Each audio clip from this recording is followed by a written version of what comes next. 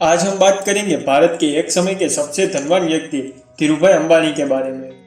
बड़ा सोचो, जल्दी सोचो और आगे की सोचो, क्योंकि विचारों पर किसी का भी एक अधिकार नहीं होता, ऐसा कहना है धीरूभाई अंबानी का, जिन्होंने एक साधारण परिवार से दुनिया के सबसे अमीर इंसानों में से एक होने का संघर्ष भरा रास्ता तय किया था।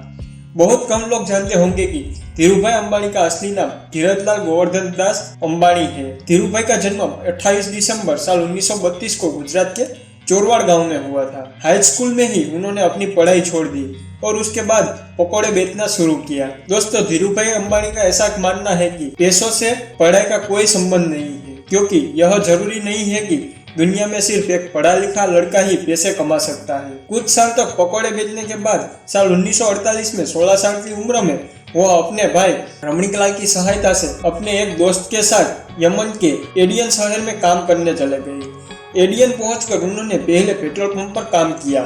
फिर कुछ दिन के बाद उसी पेट्रोल पंप पर क्लार्क की पोस्ट पर 300 रुपये प्रति मंथ के वेतन पर काम करने लगे।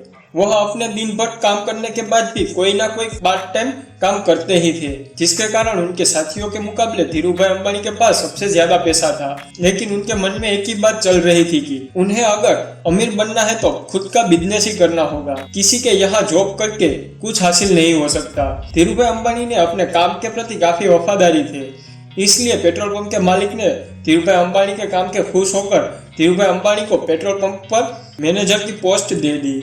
लेकिन थोड़े दिन काम करने के बाद धीरूभाई ने यहाँ से भी जॉब छोड़ दिया और अपने वतन हिंदुस्तान चले आए, क्योंकि धीरूभाई अंबानी के दिमाग में तो कुछ और ही चल रहा था।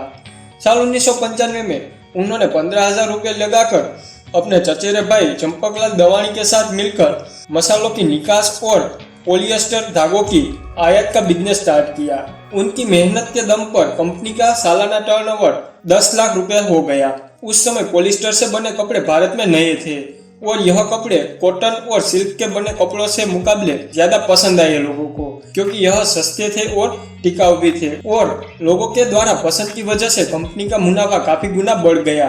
कुछ सालों के बाद धीरूभाई और चंपकलाल की साझेदारी का अंत हुआ, क्योंकि दोनों का बिजनेस करने का माइंडसेट काफी अलग था। फिर भी धीरूभाई अंबानी ने कभी हार नहीं मानी और देखते ही देखते उन्होंने समय के साथ चलते चलते टेलीकॉम, एनर्जी, इलेक्ट्रिसिटी और पेट्रोलियम जैसे कई व्यापार में अपना कदम रखते आए। आप उनकी सफलता का अंदाज इस बात से लगा सकते हो कि आज धीरूभाई अंबानी की कंपनी में 90,000 से भी ज्यादा कर्मचारी काम करते हैं और भारत में आज भी उनकी कंपनी टॉप 3 के लिस्ट में शामिल होती है। 6 जुलाई साल 2002 में धीरूभाई अंबानी ने इस दुनिया से विदाई ली, लेकिन उनके स्वभाव और विनम्रता की वजह से वो आज भी लोगों के दिल में बसे हुए हैं।